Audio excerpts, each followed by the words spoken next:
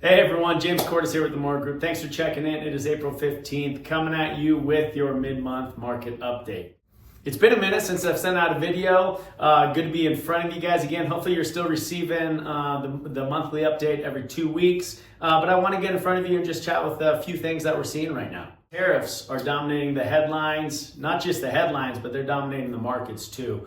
The fluctuation we've seen in rates of really the last 3 weeks have been rather incredible.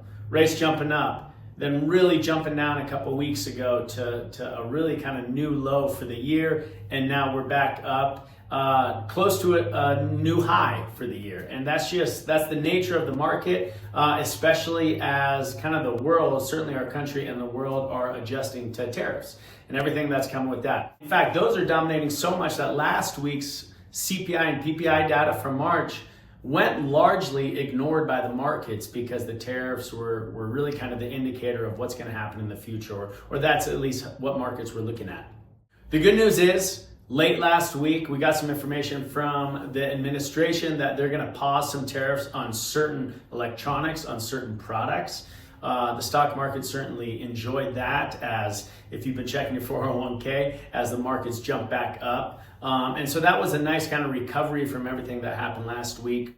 We'll see what continues to happen with tariffs. But I'm also curious if over the next week or two, the Fed and Jerome Powell, who's speaking this Wednesday, tomorrow, if they start focusing back in on inflation and economic data that came out for March, and see if that helps the bond market a little bit and bring these rates down. Speaking of high rates, I went back a year. I was curious where we're at year over year. I checked an April 15th update I sent out last year. Rates were actually higher last year than they are right now, despite this jump up over the last week or so. They were just over 7.5% last year in a conforming loan.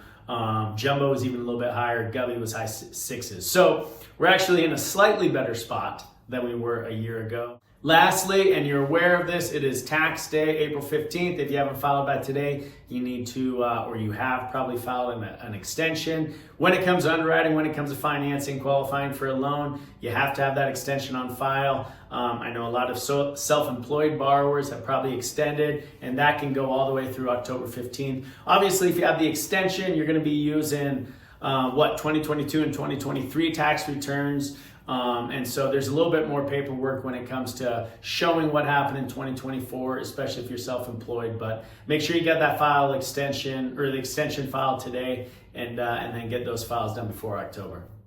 Thanks again for checking in. We'll see how things are looking next month. Have a good one. Thanks. Bye.